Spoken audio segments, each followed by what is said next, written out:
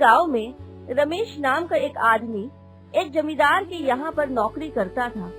रमेश रोज अपने घर से दोपहर का खाना लेता, फिर जमींदार की गाय भैंसों को जंगल में लेकर जाता और शाम होने पर उन्हें जमींदार के घर पर छोड़ आता।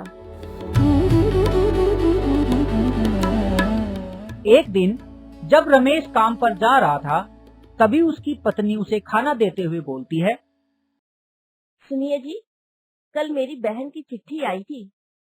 वो बता रही थी कि उसकी बड़ी लड़की की शादी तय हो गई है। मुझे वहाँ कुछ सामान लेकर तो जाना ही होगा।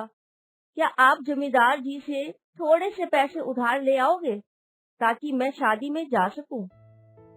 तुम्हें तो पता ही है शीला, जमींदार कितना लालची आदमी है। उन्होंने मुझे नौकरी पर रखा है और समय पर पगार दे देते हैं, वही बड़ी बात है। फिर भी तुम कहती हो तो मैं उनसे बात करके देखता हूँ। रमेश अपना दोपहर का खाना लेकर वहाँ से चला जाता है और जमींदार के घर पर पहुँच जाता है। जमींदार जी, मुझे आपसे थोड़ी मदद की जरूरत थी। अच्छा, मदद तो मैं कर दूंगा, बस पैसे देने के लिए मत बोलना। इसके अलावा जो भी मदद चाहिए वो मैं कर दूंगा। जमींदार जी, जरूरत तो पैसे की ही थी, देख लो अगर कुछ हो सके तो। ना भाई ना, पैसे नहीं दे पाऊंगा। मैं तो तेरी पगार ही मुश्किल से दे पाता हूँ। काम भी थोड़ा मंदा ही चल रहा है, पैसे तो है नहीं। रमेश समझ चुका था कि जमींदार उसे टालने की कोशिश कर रहा है। वो बिना आगे कुछ कहे चुपचाप गायों भैंसों को लेकर जंगल की तरफ चल देता है। जंगल पहुंचकर रमेश पशुओं को चरने के लिए छोड़कर एक पेड़ के नीचे बैठ जाता है। हे भगवान, मैंने पिछले जन्म में ऐसा कौन सा पाप किया था जिसकी सजा मुझे इस जन्म में मिल रही है। रमेश बैठा हुआ ये सब सोच ही रहा था कि अचानक उसे किसी की करहाने की आवाज सुनाई देती है। वो चौंक कर इधर उधर देखता है। उसका ध्यान एक झाड़ी की तरफ पड़ता है जिसके पीछे से ये आवाज आ रही होती है। अरे, ये आवाज तो उस झाड़ी के पीछे से आ रही है। पर इस सुनसान जंगल में कौन होगा जो ऐसे करा रहा होगा? मुझे जाकर देखना चाहिए। रमेश झाड़ी के पास जाकर देखता है, वहाँ एक महात्मा जी पड़े हुए जोर जोर से करहा रहे थे। अरे बाबा जी, आप कौन हैं? और आपको क्या हुआ जो आप इतना करहा रहे हो? बेटा, मैं तीर्थ के लिए निकला था और इस जंगल से गुजर रहा था। अचानक पता नहीं मुझे क्या हुआ, मैं चक्कर खाकर यहाँ गिर गया और बेहोश हो गया था। रमेश बाबा का हाथ पकड़कर उन्हें उठाने की कोशिश करता है। अरे बाबा जी, ये क्या? आपका शरीर तो भट्टी की तरह तप रहा है। मुझे लगता है आपको बुखार है। आप एक काम करो, मेरे साथ मेरे घर पर चलो। कुछ दिन मेरे घर पर ही आराम करो। जैसे ही आपका स्वास्थ्य ठीक हो जाएगा, आप वापस तीर्थ के लिए चले जाना। नहीं बेटा, मैं तो सन्यासी हूँ, मैं किसी के घर पर नहीं रुक सकता। जाओ, तुम अपना काम करो, मैं धीरे धीरे ठीक हो जाऊंगा, तुम मेरी चिंता मत करो। रमेश कुछ देर कुछ सोचता है और फिर अपने थैले से खाना निकालकर बाबा जी को दे देता है। बाबा जी, आपको ऐसी हालत में छोड़कर नहीं जा सकता। आप ये खाना खा लो, इससे आपको ताकत मिलेगी। तब तक मैं आपके लिए यहाँ पर एक कुटी बना देता हूँ। जब तक आप ठीक होंगे तब तक आप उसमें रह लेना। बाबा रमेश से खाना लेकर खाने लगता है और रमेश लकड़ियाँ लाकर बाबा के लिए झोपड़ी बनाने लगता है। जल्दी ही रमेश एक सुंदर सी झोपड़ी तैयार कर देता है। फिर रमेश बाबा को सहारा देकर झोपड़ी में छोड़ देता है।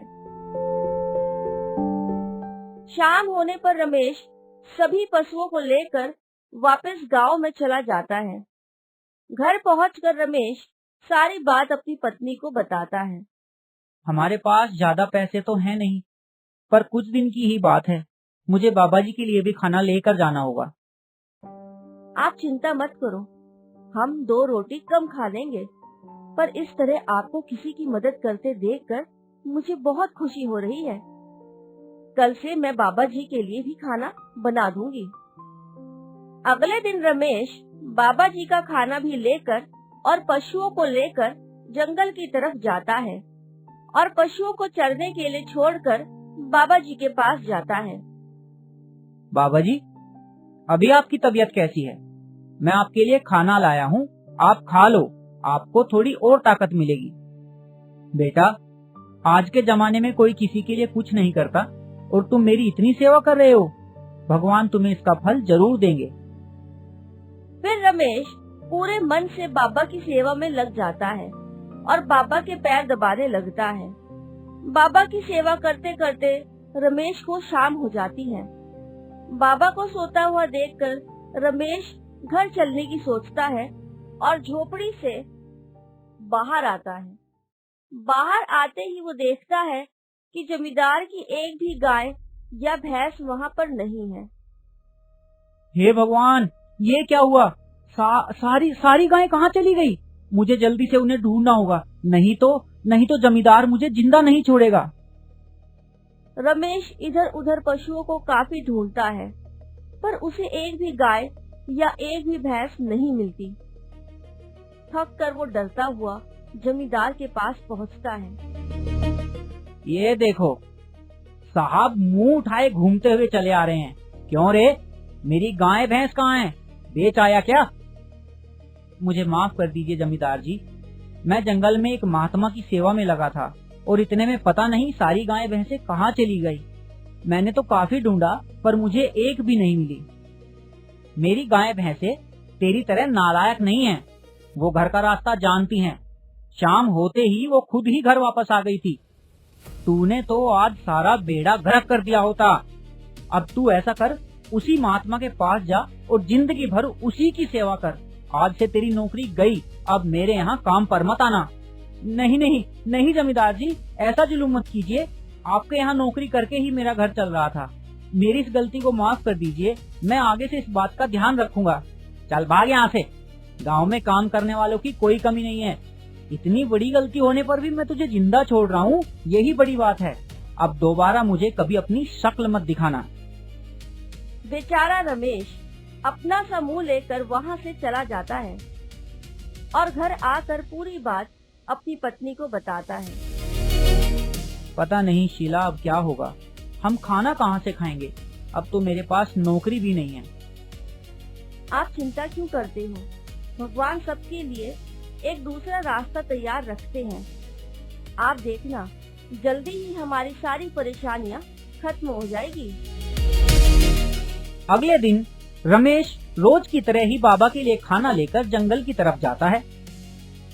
बाबा की कुटिया के पास आकर वो देखता है कि बाबा के साथ कुछ और साधु भी खड़े हैं और उनकी कुटिया के पास ही एक गाय भी बंधी है।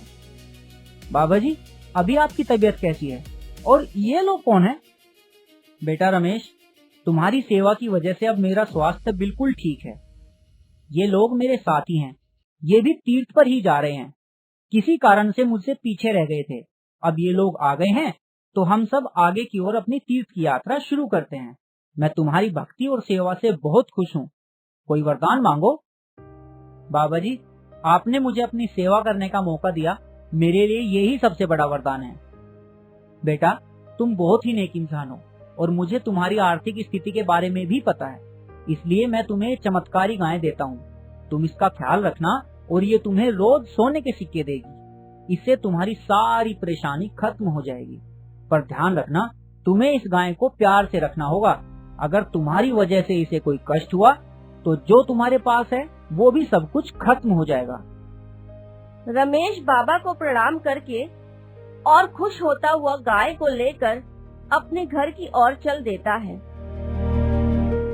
घर जाकर रमेश गाय को एक खूंटे से बांध देता है और उसकी खूब सेवा करता है।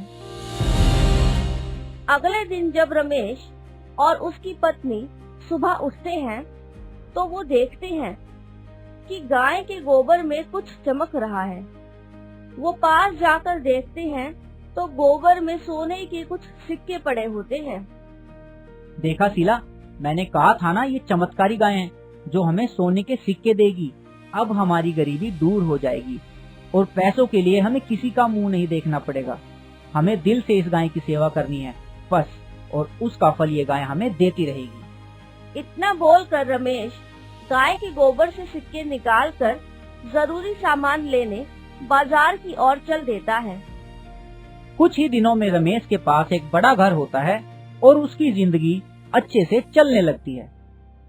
सुनो जी, अब तो हमारे पास बहुत सारे पैसे हैं और मेरी बहन की बेटी की शादी का दिन भी आ गया है, तो मैं उसकी शादी में जाती हूँ।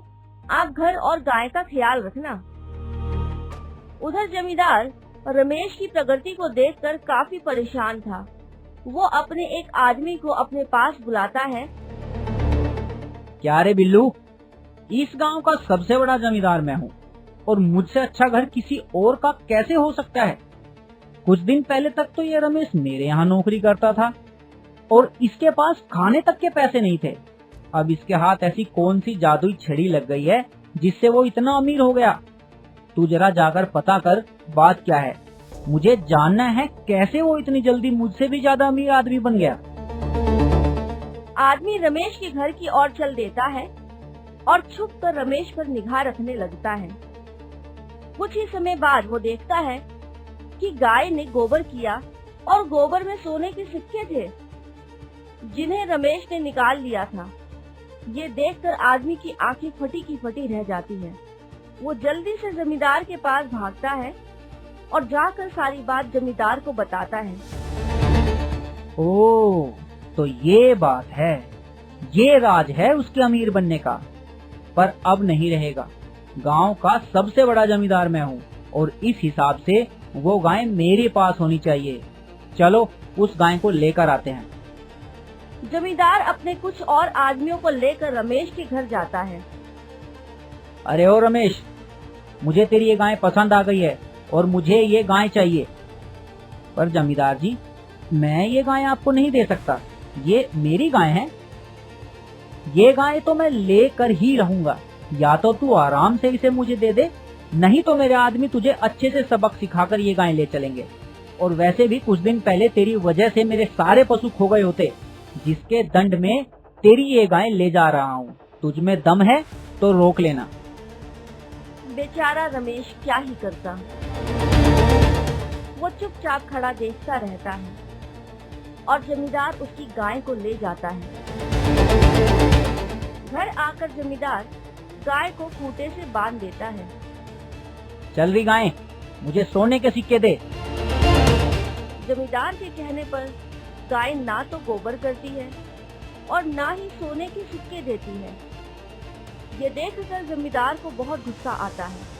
वो पास ही पड़े एक डंडे को उठाता है। तू ऐसे नहीं मानेगी, तेरा गोबर तो मैं निकाल के ही रहूंगा। इतना कहकर वो 2-4 डंडे गाय को मारता है। गाय को डंडे पड़ते ही जमींदार का घर एकदम से एक झोपड़ी में बदल जाता है और जमींदार का सारा धन नष्ट हो जाता है। हे भगवान, हे भगवान, ये क्या हो गया? मेरा घर कहाँ गया? ये सब क्या चमत्कार है? इतने में ही रमेश भी वहाँ आ जाता है। जमींदार जी, ये चमत्कारी गाय है जिसे उसी साधु ने मुझे उसकी सेवा करने पर दी थी और ये सिर्फ नेक लोगों को ही धन देती है। आपके जैसे लालची लोगों को भगवान कभी माफ नहीं करते। अब चूंकि आपका सब कुछ खत्म हो चुका है और अब मैं इस गांव का सबसे अमीर आदमी हूँ, तो मैं आपसे ज्यादा ताकतवर हूँ, इसलिए मैं अपनी गाय लेकर जा रहा हूँ। आप रोक सको तो रोक लो। इतना कहकर रमेश गाय को अपने साथ ले जाता है और कुछ पैसे देकर जमींदार के आदमियों को भी अपने यहाँ नौकरी पर रख लेता है। इसके बाद रमेश का जीवन खुशी खुशी कटने लगता है।